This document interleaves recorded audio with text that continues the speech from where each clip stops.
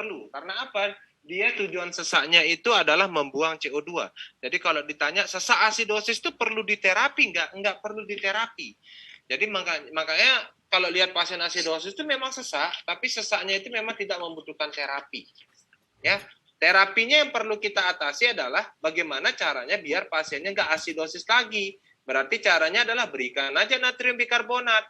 Kalau sudah dominan pH-nya mulai naik ke arah normal, HCO3-nya mulai naik ke arah normal, nanti pasiennya akan hilang sesaknya dengan sendirinya. Jadi pasien asidosis metabolik ketika sesak itu tidak membutuhkan oksigen.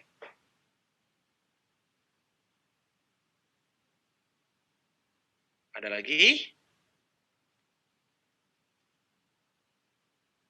Untuk batasan nilai pH sama HCO3-nya ini turun sampai berapa ya?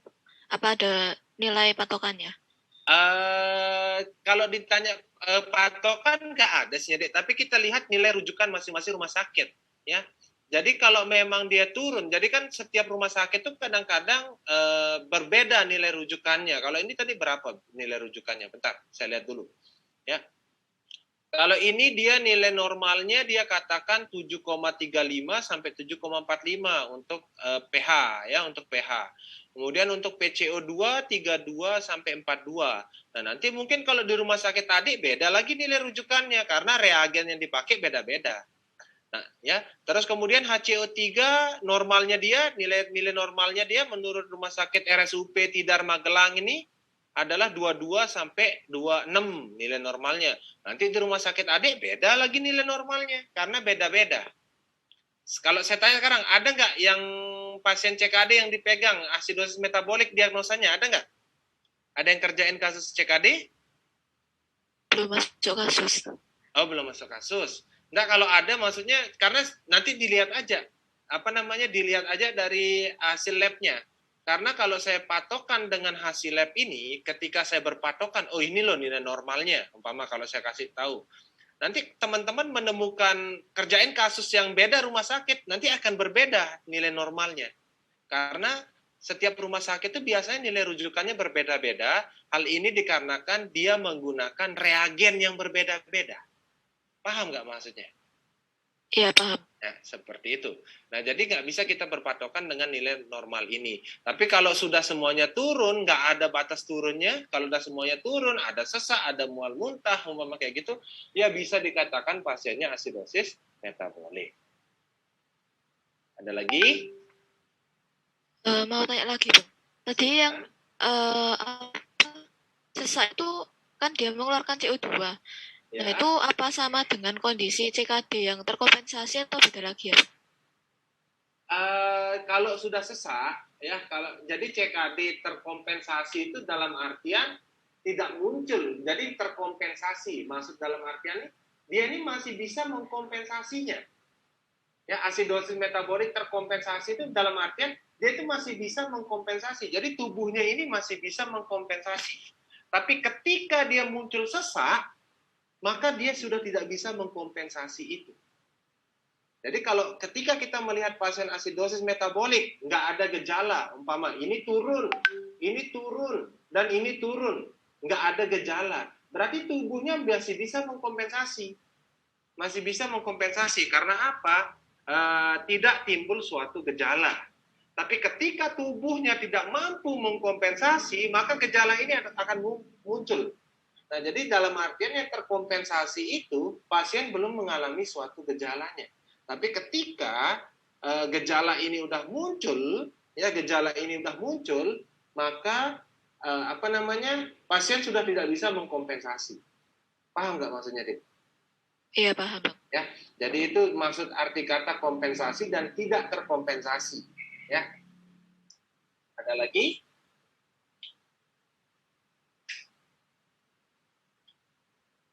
Ada lagi yang ingin bertanya terkait asidosis metabolik?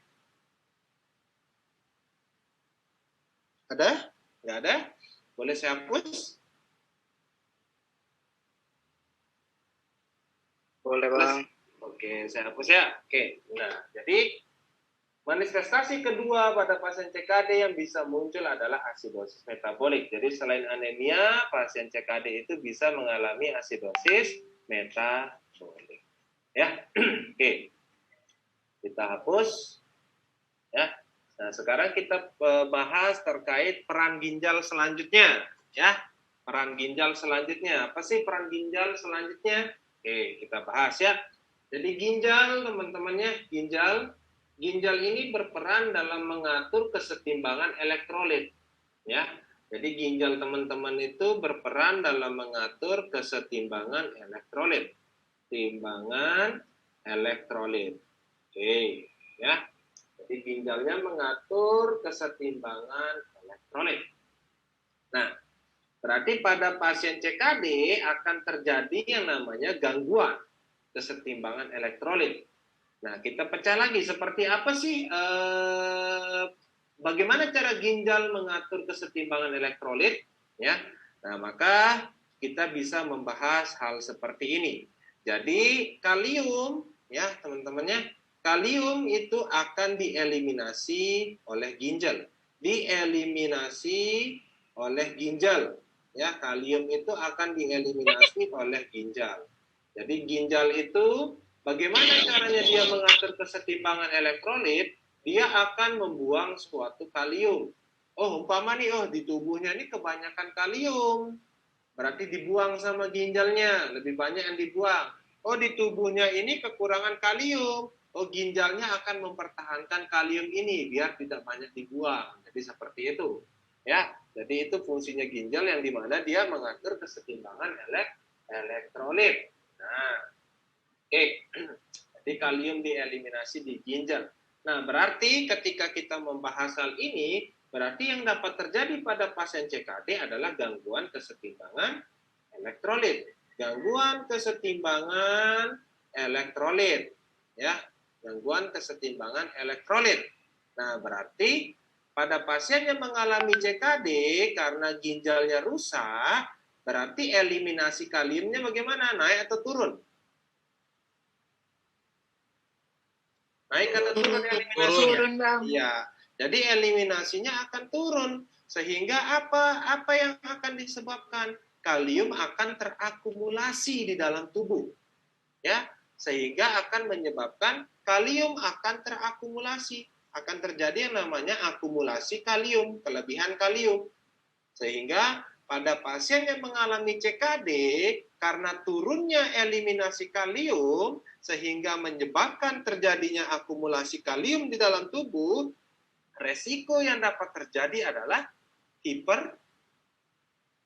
Kalemia. Iya, hiperkalemia yang bisa terjadi pada pasien yang mengalami CKD. Jadi salah satu manifestasi klinis yang bisa muncul pada pasien CKD adalah hiperkalemia. Sampai sini bisa dipahamin? Bisa, Bang. Oke, ya. Nah, sekarang saya lihatin teman-teman data. Ya, saya lihatin, tunggu dulu, saya cari bukunya. Ini bukunya. Bentar. Tunggu dulu, mana Kartia. Oke, dia terus kemudian mau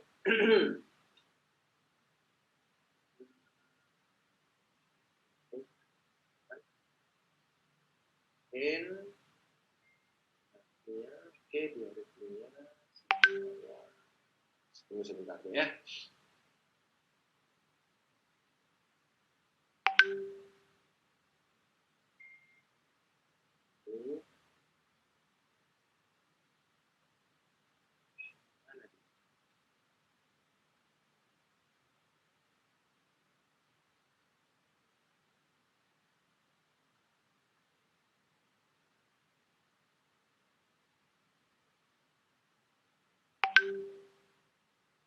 Bentar ya.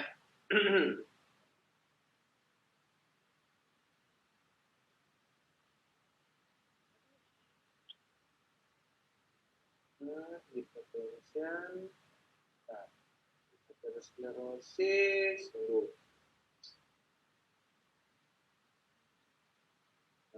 Diagnosis, diagnosis terapi, suprapatrial fibrillation.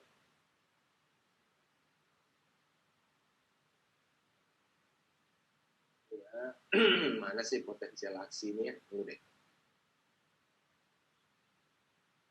Oke, saya langsung cari di Google aja.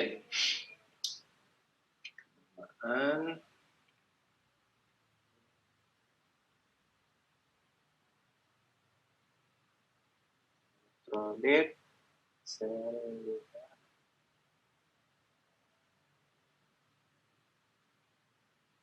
intrasel, dan ekstrasel. Oke, ini dia.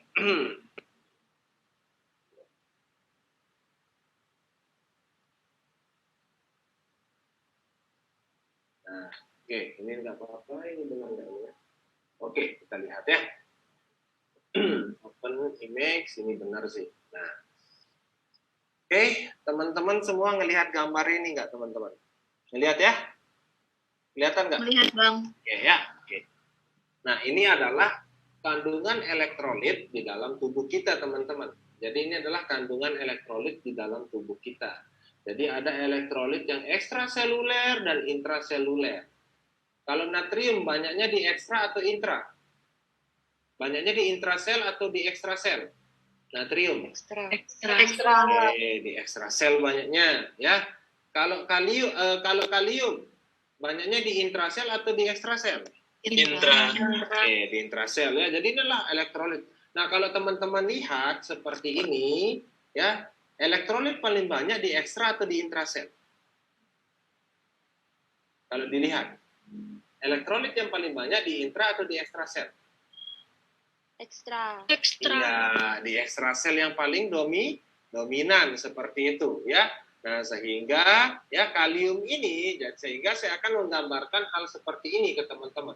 Jadi ya saya gambarin ini contohnya ya, ibaratkan ini suatu pembuluh darah, teman-teman, ya. Ibaratkan ini suatu pembuluh darah, ya. Ibaratkan ini suatu pembuluh darah, oke. Ya. Nah, kemudian ini merupakan suatu sel, teman-teman.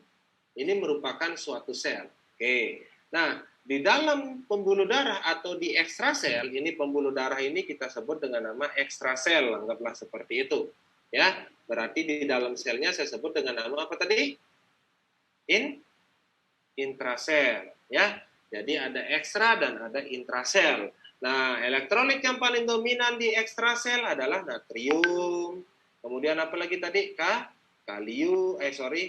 Magnesium, ya. Kemudian ada klorida, ya. Kemudian ada kalsium. Ini semua dominan di dalam di ekstrasel, ya. Semua dominan di ekstrasel, ya. Natrium, magnesium, klorida, kalsium ini akan dominan di ekstrasel. Kalau di intrasel apa yang dominan tadi? Kalium. Ya, kalium yang akan dominan. Oke, ya. Nah, pasien dikatakan hiperkalemi karena kalau kita kan ngecek itu bukan yang cek di dalam sel, teman-teman, karena kita nggak bisa ngecek yang di dalam selnya. Ya, yang kita cek adalah yang di ekstrasel. Yang kita cek adalah yang di ekstrasel karena kita menggunakan sampel darah. Ya, ini kan pembuluh darah. Ekstrasel ini kan pembuluh darah. Jadi yang kita cek hanya di ekstrasel saja karena yang kita gunakan adalah sampel darah. Bisa dipahamin nggak maksudnya? Suaranya kecil, Bang. Oke, saya ulangin lagi.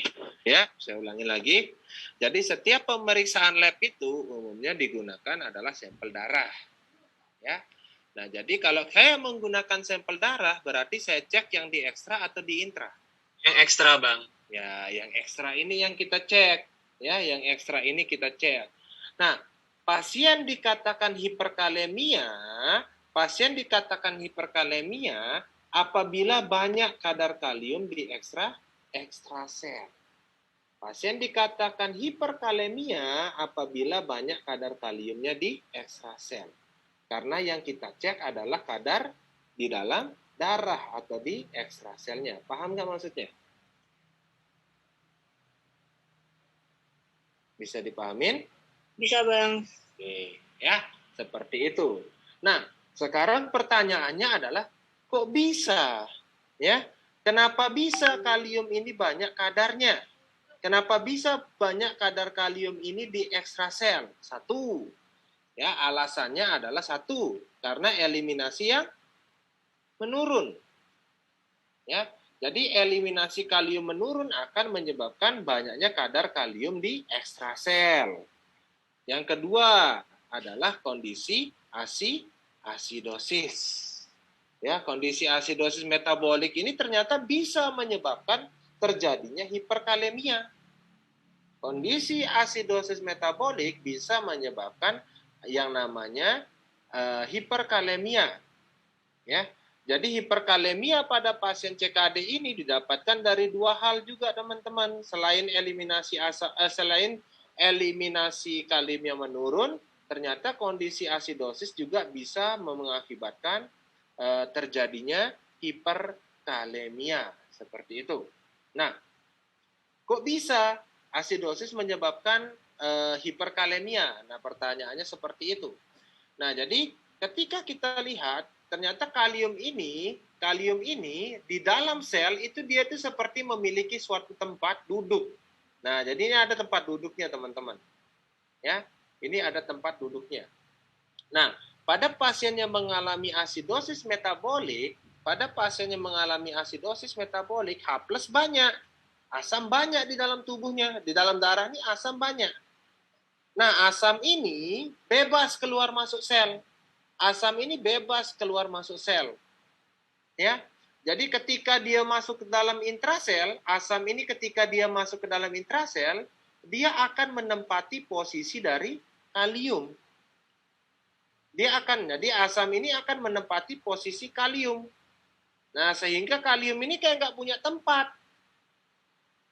Ya, kalium ini kayak nggak punya tempat. Nah, sehingga kalium ini akan dibuang. Kalium ini akan dibuang ke ekstrasel. Diusir istilahnya. Ya, diusir oleh H+. H+-nya masuk ke intrasel, kaliumnya keluar ke ekstrasel. Hal ini yang menyebabkan pada pasien asidosis metabolik bisa terjadi yang namanya hiperkalemia. Kenapa demikian? Karena H+ yang masuk ke dalam intrasel akan membuang kalium ke ekstrasel. Bisa dipahamin?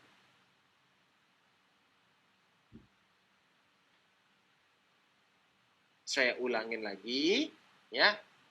Jadi kalium ini letaknya di intrasel. Nah, ketika H+ ini masuk ke intrasel, jadi kalau semakin banyak H+-nya masuk ke intrasel, semakin banyak kalium yang akan dibuang ke ekstrasel. Ketika kadar kalium ini meningkat di ekstrasel, maka akan terjadi kondisi asidosis akan terjadi kondisi yang namanya hiperkalemia. Jadi H+ ini masuk ke dalam sel, menempati posisi dari kalium. H+ ini masuk ke dalam sel, menempati posisi dari kalium. Kaliumnya nggak punya rumah lagi.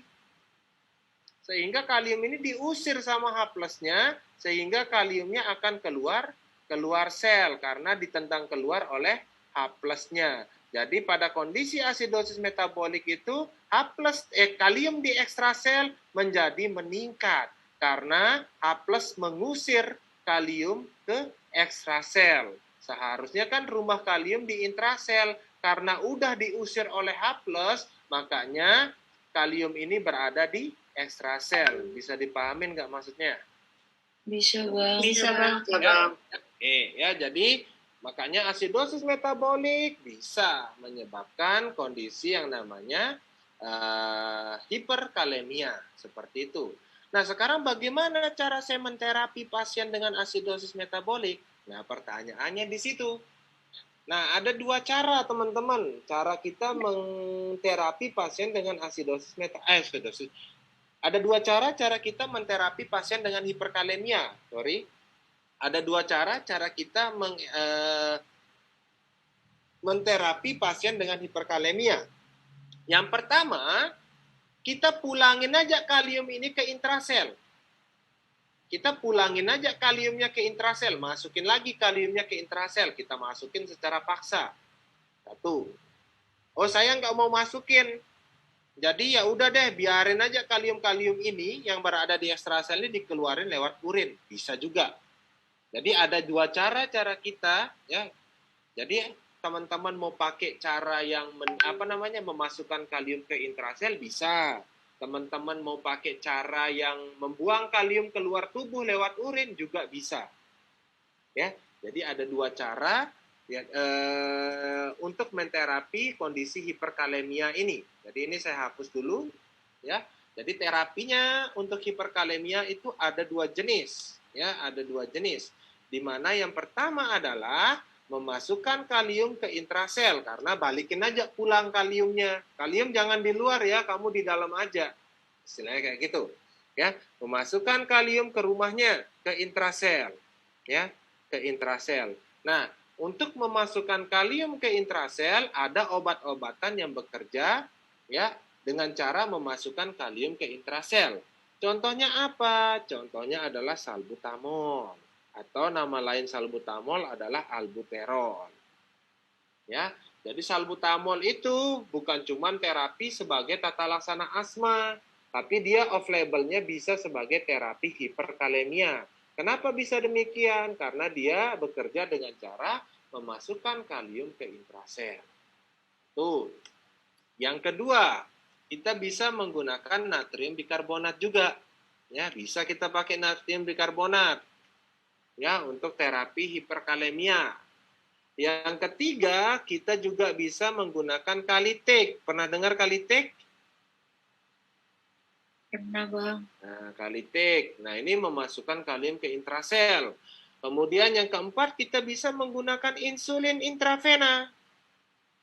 Nah, ketika kita menggunakan insulin intravena sebagai terapi hiperkalemia, ya, maka kita harus mengkombinasi dengan dextrose 40%.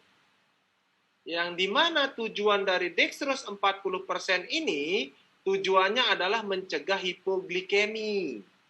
Mencegah hipoglikemi. Karena apa? Penggunaan insulin, resikonya kan hipoglikemi. Nah, di sini insulinnya saya pakai untuk terapi hiperkalemia. Bagaimana biar pasiennya nggak hipoglikemi? Ya udah dikombinasi dengan dextrose 40%. Bisa dipahamin nggak maksudnya? Paham, Bang. Paham ya? Jadi, kalau ingin menterapi pasien hiperkalemia dengan insulin, harus kita gunakan juga dextrose 40%.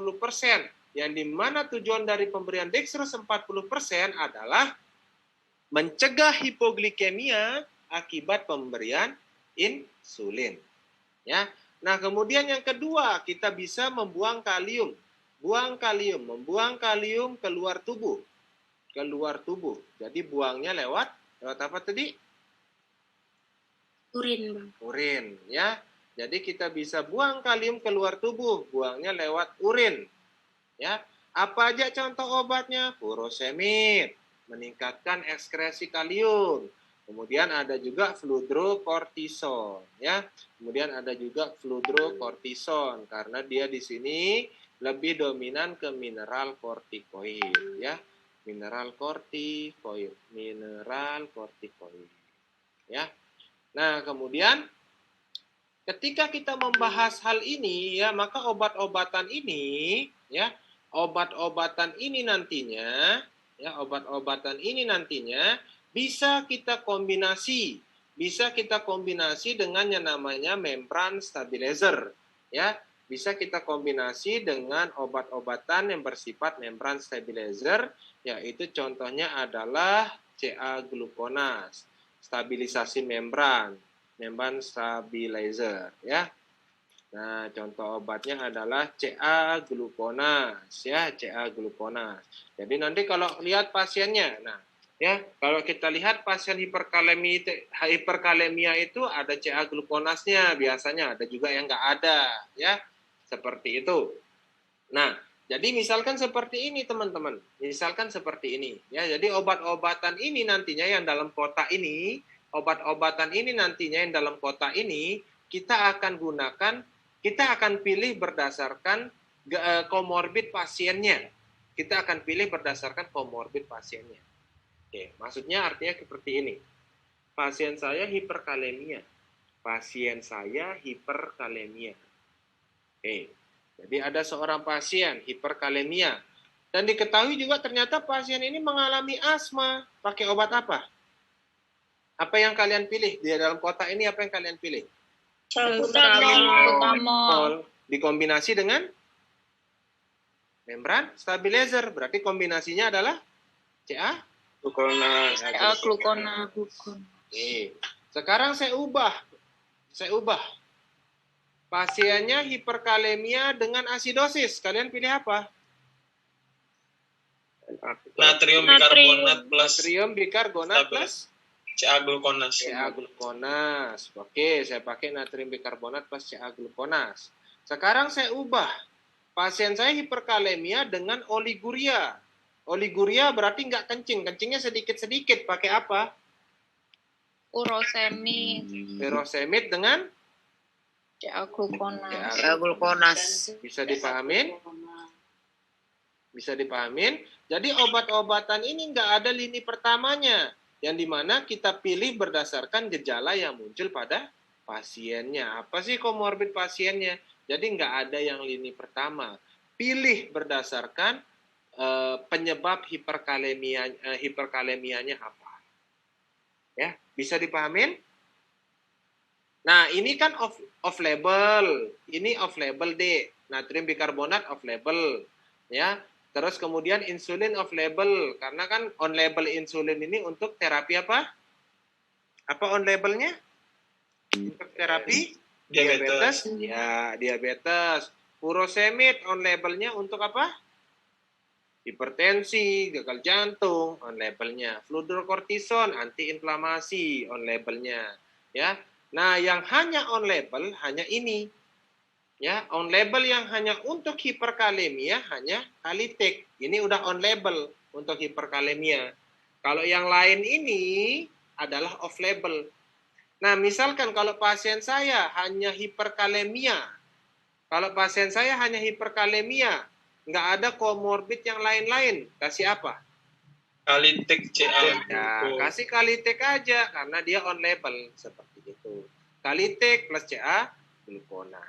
Bisa dipahamin maksudnya? Paham. Ya.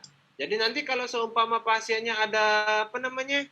Ada yang namanya komorbid, ya lihat komorbidnya apa, ya, untuk memilih terapi yang tepat untuk hiperkalemianya. Kalau memang nggak ada komorbid, ya bisa gunakan Kalitek. Kalau ada komorbid asma, berarti pakai salbutamol. Kalau ada komorbid asidosis metabolik, kita pakai natrium bikarbonat. Kalau hanya hiperkalemia saja, berarti pakai Kalitek dengan CA glukonas. Bisa dipahamin? Bisa dipahamin? Bisa, Bang. Bisa, Oke. Bang. Ada yang ingin bertanya terkait hiperkalemia? Boleh saya hapus? Bang, izin aja, Bang. Ini yang obat-obat kayak ACEI, ARB, spironolactone itu nggak masuk ke sini, Bang. Kalau yang itu kan efek sampingnya hiperkalemia nanti. ACE inhibitor, ARB, spironolactone, itu efek sampingnya dia hiperkalemia. Ya, makanya kalau pada pasien CKD kita menggunakan obat-obatan itu, kita harus monitoring ketat kadar kalium. Karena apa? Karena obat-obatan tadi yang disebutkan oleh masnya itu resikonya hiperkalemia. Ya. Jadi kalau pasien CKD pakai ACE inhibitor, kalau pasien CKD pakai ARB, maka kita harus monitoring ketat kadar kaliumnya. Karena apa? CKD resiko hiperkalemia. Obat-obatannya dapat menyebabkan hiperkalemia. Jadi dia nggak masuk terapi hiperkalemia. Baik, Bang. Terima kasih. Sama-sama. Ada lagi? Ada lagi yang ingin bertanya? Boleh saya hapus? Bisa dipahamin nggak, Dik? Agak pusing atau gimana? Bisa, Bang. Bisa ya? Oke. Boleh saya hapus? Ya, silakan, Dik.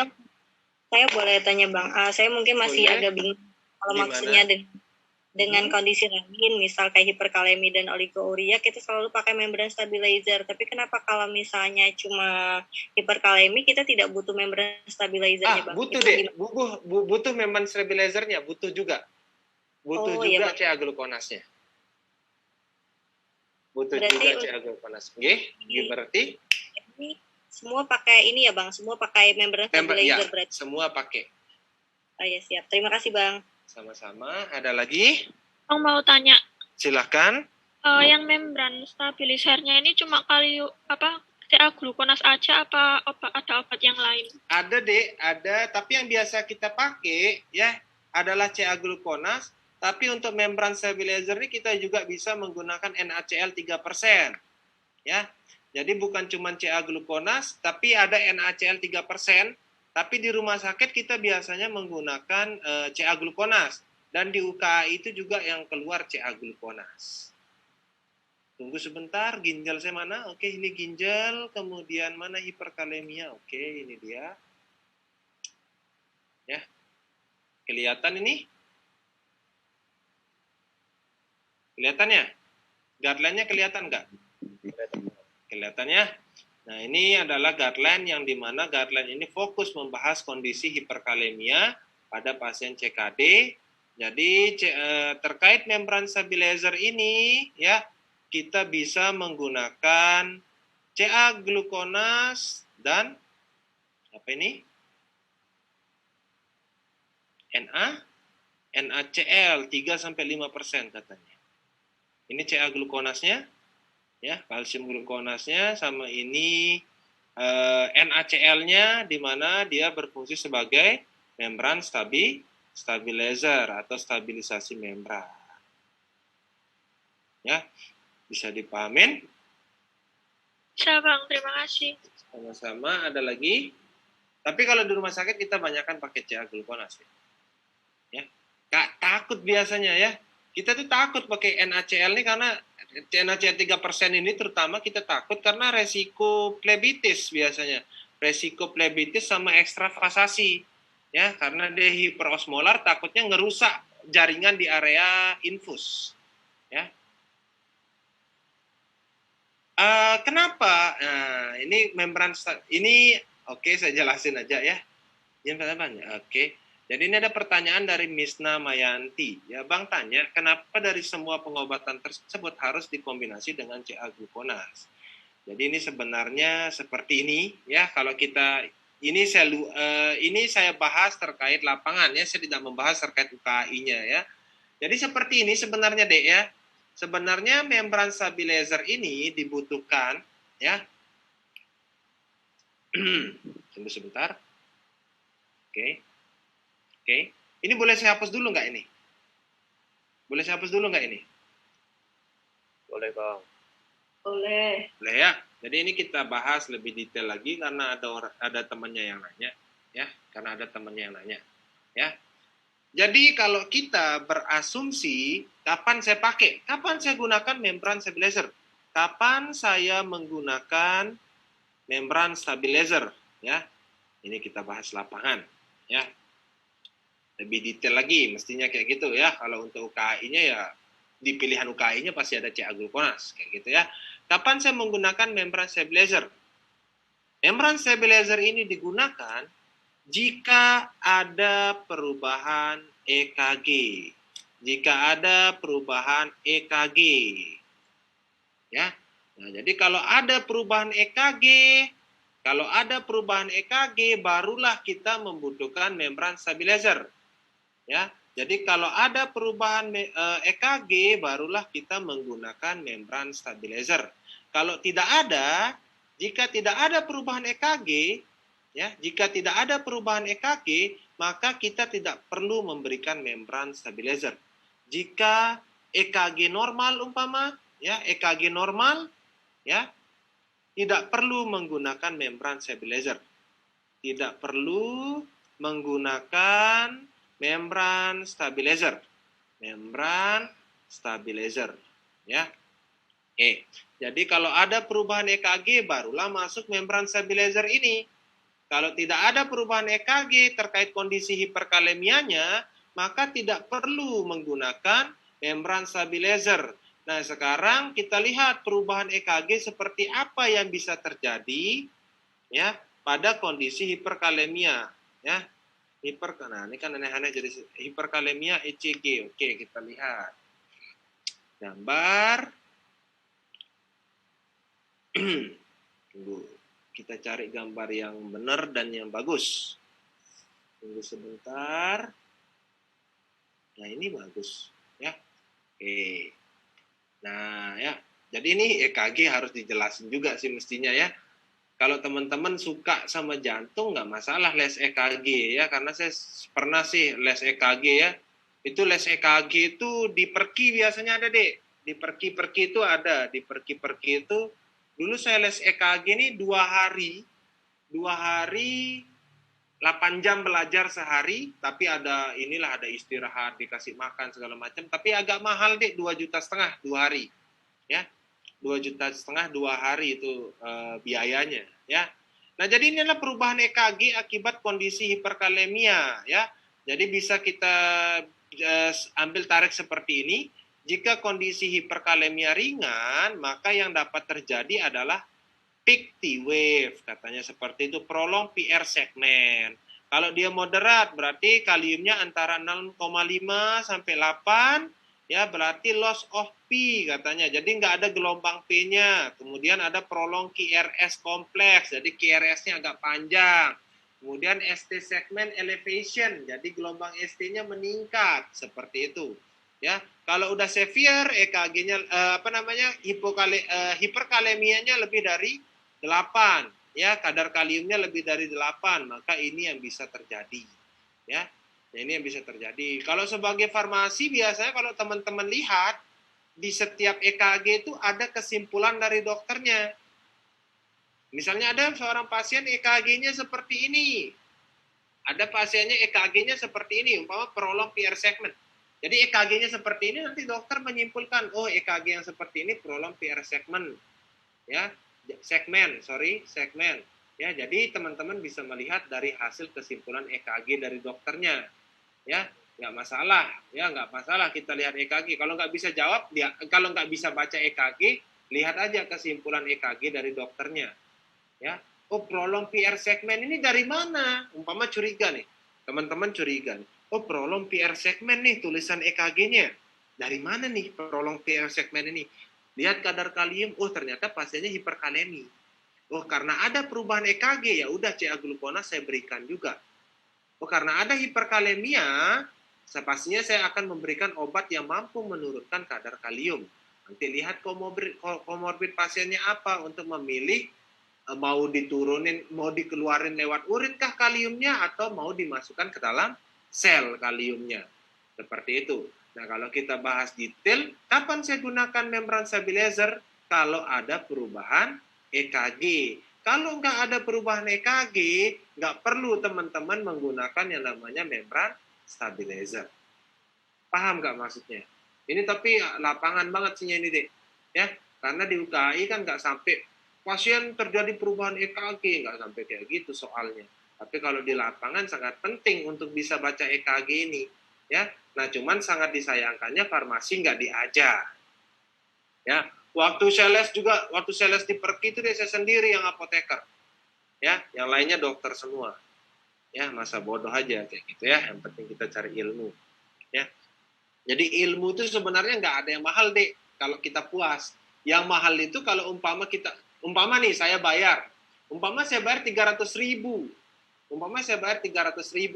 Saya dikasih umpama pertemuan 20 kali pertemuan 300.000. Tapi yang ngajar nggak detail, yang ngajar ngawur-ngawur. Puas nggak kalian? Puas nggak kalian kalau kayak gitu? Tidak, Bang. Nggak puas. Jadi mahal jatuhnya, konteksnya mahal ya. Mahal sekali di sana, nggak jelas juga kayak gitu. Padahal bayarnya 300.000. Kemudian ada juga yang kayak gini. Bayarnya 1 juta. Diajar cuma 3 kali pertemuan. Tapi ilmunya bagus banget. Ilmu-ilmu yang nggak pernah saya dengar. Yang saya diajarin, ilmu-ilmu yang buat saya berkembang yang saya diajarin. Puas nggak kalau kayak gitu? Puas, Bang. Puas. Jadi itu bedanya kalau ilmu itu bedanya seperti itu. Jadi kalau mau bilang wah 2,5 mahal, Tapi waktu itu saya puas. Nah, makanya saya rasa nggak mahal sih karena saya puas. Jadi kayak gitu, ya. Seperti ada yang ingin bertanya lagi? Bisa dipahamin tadi yang nanya? Siapa tadi nanya? Miss Namayanti. Baik, Bang. Ya. Bang mau tanya mekanisme insulin sebagai off-label untuk terapi hiperkalemia itu seperti apa? Berarti ini semua akan kita bahas ya. Kalau ditanyain mekanisme berarti seperti ini ya. Tunggu sebentar.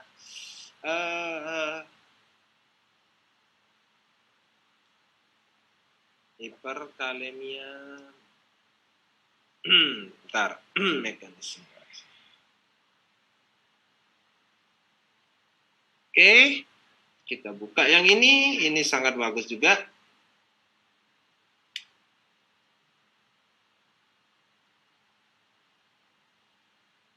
Kelihatan nggak gambarnya yang ini, Dek? Kelihatan nggak? Kelihatan ya? Oke, ya. Oke, teman-teman lihat di sini. Di sini ada beta 2 reseptor. Di sini ada beta 2 reseptor. Oke.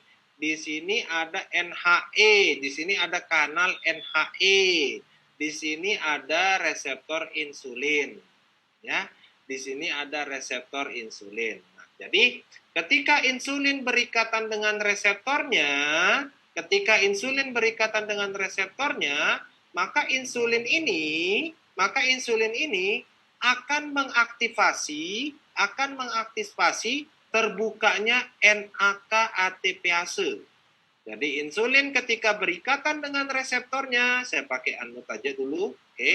Nah, jadi ketika insulin berikatan dengan reseptornya, ya, maka pintu yang ini akan kebuka. Ketika pintu yang ini terbuka, NAK-ATPase ini terbuka, maka kalium akan masuk ke dalam sel. Ketika kalium masuk ke dalam sel, natrium akan keluar sel. Bisa dipahamin? Yang nanya, bila bisa dipahamin? Iya, Bang, bisa. Nah, begitu juga dengan beta 2 reseptor. Beta 2 reseptor, misalnya contohnya tadi salbutamol. Jadi salbutamol ketika berikatan dengan reseptor beta 2, maka salbutamol ini akan membuka pintu ini. Pintu ini dibuka. Ya, kalau pintu ini dibuka, natrium akan keluar sel, maka kaliumnya akan dimasukkan ke dalam sel. Ya, seperti itu. Sama juga dengan ini. Kalau ini kalau NaHCO3 atau natrium bikarbonat seperti ini, asamnya dikeluarin, nanti natriumnya dimasukin ke dalam sel. Ketika natrium ini berlebihan kadarnya di dalam sel, maka akan terjadi yang namanya depolarisasi. Depolarisasi ini akan mencetus terbukanya pintu NAK-ATPase. Sehingga karena natrium kelebihan di dalam sel, natrium akan dikeluarkan. Ya, sehingga kalau udah natrium keluarkan, kalium akan masuk. Ya, kayak gitu. Ya. Jadi mekanisme obatnya seperti itu. Ada lagi yang ingin bertanya?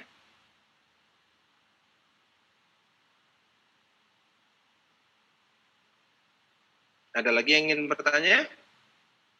Ada? Nggak ada? Boleh saya lanjut atau ada yang mau bertanya lagi? Suaranya kedengeran nggak?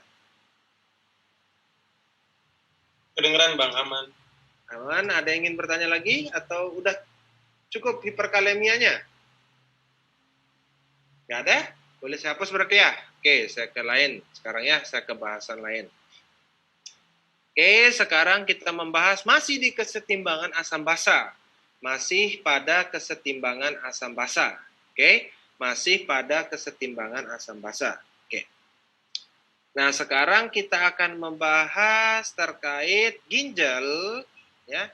Jadi ginjal teman-teman itu akan mengeliminasi yang namanya fosfat, ya. Jadi ginjal itu akan eliminasi fosfat. Ginjal akan mengeliminasi fosfat. Nah, berarti ketika kita menemukan pasien yang mengalami CKD, eliminasi fosfatnya akan naik atau turun? Otomatis naik, Bang. Ya, eliminasi? Turun. Turun, Bang. Ya, Fosfatnya naik. eliminasi fosfat akan turun. Kalau eliminasi fosfat turun, berarti fosfatnya akan terakumulasi di dalam tubuh. Ya, fosfat ini akan terakumulasi di dalam tubuh. Ya, akumulasi fosfat, terjadi akumulasi fosfat. Ketika fosfat ini terakumulasi di dalam tubuh, maka resikonya apa? Hiperfosfat. Ya, maka pasien CKD itu resiko terjadinya hiperfosfat, ya, hiperfosfat. Ya, oke, ya. Jadi pasien CKD resiko terjadinya hiperfosfatemia. Berarti pada pasien CKD data lab yang perlu kita lihat adalah selain kalium, data lab yang perlu kita lihat adalah fosfatnya, ya. Fosfat berapa? Seperti itu, ya. Jadi kita perlu cek kadar fosfatnya pada pasien CKD itu. Kita perlu cek kadar fosfatnya. Ya, seperti itu. Nah, nanti terapinya apa? Nah, jadi sebelum kita masuk terapinya, kita pelajarin dulu dari mana datangnya fosfat ini. Ya. Nah, jadi makanan itu, makanan yang teman-teman makan, ya, umumnya yang ada protein, misalnya ayam, misalnya daging, telur, itu pasti mengandung fosfat. Makanan mengandung fosfat. Oke, ya. Makanan mengandung fosfat. Ya. Ketika makanannya mengandung fosfat ini, ketika fosfat yang ada pada makanan ini diabsorpsi, ketika fosfat yang ada di makanan ini diabsorpsi, oke, berarti kadar fosfat di dalam darah akan Meningkat. Oke, diabsorpsi, kadar fosfat di dalam darah akan meningkat. Ya, fosfat diabsorpsi, fosfat akan meningkat, kadar fosfat di dalam darah akan meningkat. Nah, berarti pada pasien yang mengalami hiperfosfat, kita harus cegah agar fosfat yang ada di makanan tidak masuk ke dalam tubuh, tidak diabsorpsi. Ya. Jadi kita harus mencegah agar fosfat yang ada di makanan tidak diabsorpsi. Nah, di sini kita mulai mainkan. Ya. Jadi kita obat-obatan hiperfosfat ini nantinya tujuannya menghambat absorpsi fosfat, menghambat penyerapan fosfat. Fosfat di mana yang dihambat? Di makanan, agar tidak masuk ke dalam tubuh. Nah, nama obat-obatannya itu adalah untuk kondisi hiperfosfat, ya, untuk kondisi hiperfosfat, terapi kita nantinya menggunakan yang namanya fosfat binder, ya, agen fosfat binder atau pengikat fosfat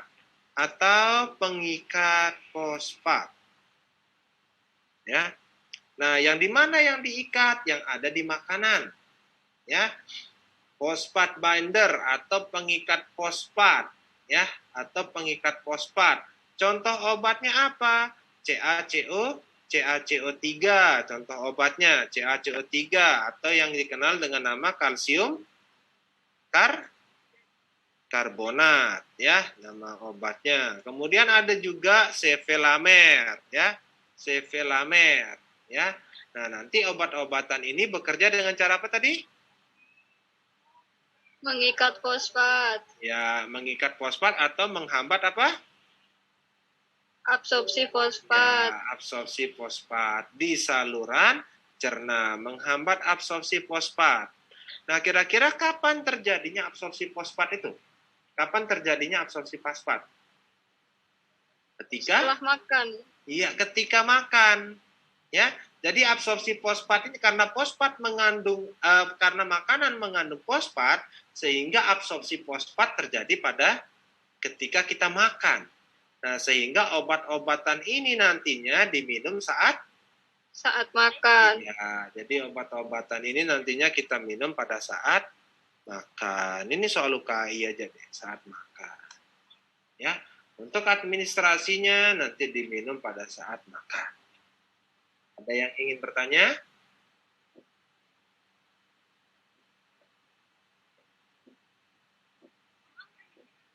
Bisa dipahamin?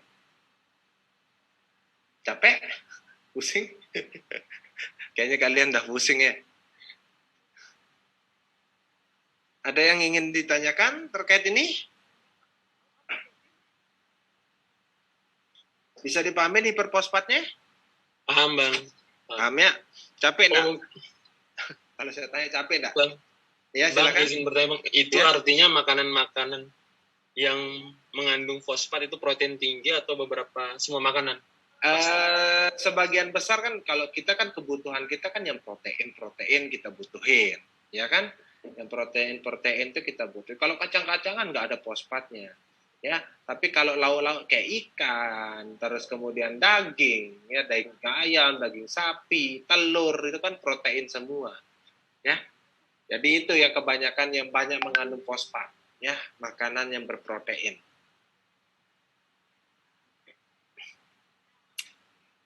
Ada yang ingin bertanya lagi? Bang, izin bertanya, Bang. Silahkan. Bang, untuk dampak dari hiperfosfat itu apa aja, Bang? Dampak dari hiperfosfat ini pasien akan mengalami demineralisasi tulang, ya. Demineralisasi tulang, ya. Demineralisasi tulang, ya. Kalau demineralisasi tulang, dampaknya kemana nantinya? Ke Osteoporosis. osteoporosis, ya. Makanya kalau fosfatnya nggak terlalu diatasin pada pasien CKD, maka dia bisa mengakibatkan terjadinya osteoporosis, ya. Ada lagi? Mual muntah juga iya, kalau hiperfosfat itu mual muntah juga bisa, ya. Ada lagi yang ingin bertanya? Capek? Malam Bang, mau mengganggu saya Elva ikut les bulan kelas UKI bulan Juli. Kenanya apa itu? Ada lagi yang ingin bertanya? Nggak ada? Ini agak loyo-loyo semua kayaknya, ya. Ini masih ada. Iya, Bang. Iya, agak loyo semua ini, ya. Nah, ya udah deh, daripada ndak saya jelasin tapi nggak masuk, mending kita istirahat, besok kita lanjutin lagi ya. Nggak apa-apa, kalau saya lanjutin ini kayak sia-sia jadi. Oke, besok kita lanjut lagi ya, besok kita lanjut lagi. Siap, Bang. Ya. Kita akan membahas manifestasi klinis selanjutnya dari pasien CKD ini dua manifestasi klinis lagi. Tapi memang penjelasannya agak lama ya. Kalau teman-teman mau kajian ya cukup aja hafalin, oh ini terapinya apa, oh ini terapinya apa. Tapi kan sebagai apoteker kita harus tahu kenapa obat itu masuk, ya. Kalau nggak tahu kenapa obat, kenapa sih dikasih CaCO3, kenapa sih dikasih ini. Ya, jadi kalau cuman bisa bilang pasien itu CaCO3 itu untuk apa? Untuk hiperfosfat. Kalau cuman bilang kayak gitu AA juga bisa kok, Dek. Ya, asisten apoteker juga tahu itu. Bahkan orang ekonomi yang kerja di apotek juga tahu CaCO3 itu untuk hiperfosfat. Ya, orang ekonomi yang kerja di apotek kan banyak orang-orang yang bukan farmasi kerja di apotek itu mereka udah tahu kok. Rhinos untuk apa? Untuk flu, batuk dan flu, tahu mereka. Tapi sebagai seorang apoteker, kalian harus tahu kenapa itu bisa dipakai untuk terapi pasien, kenapa itu bisa terjadi, kenapa penyakit ini bisa terjadi. Itu keunggulan apoteker. Kalau cuma tahu obat ini untuk ini, ya apa fungsinya? Ya, kayak gitu kan ya. Malah sama nanti ilmunya sama orang-orang ekonomi yang udah lama kerja di apotek gitu. Ya. Oke, besok kita lanjut lagi. Ya. Sekian. Kalau nggak ada yang nanya, saya tutup nih, Dek. Nggak ada?